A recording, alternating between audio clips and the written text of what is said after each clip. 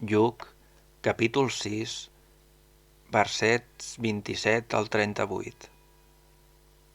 Jesús digué als seus deixebles: A vosaltres que escolteu, jo us dic, estimeu els vostres enemics, feu bé als qui us odien, beneieu els qui us maleeixen, pregueu pels qui us calumnien.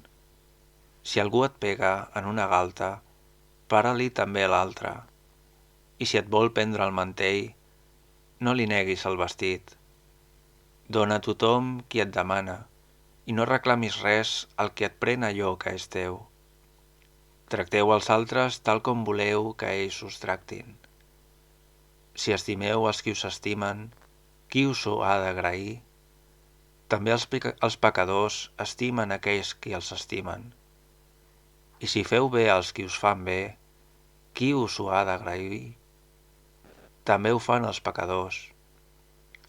I si feu préstecs als qui espereu que us donaran alguna cosa, qui us ho ha d'agrair?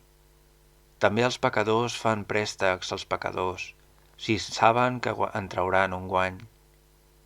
Però vosaltres estimeu els vostres enemics, feu bé i presteu sense esperar res a canvi.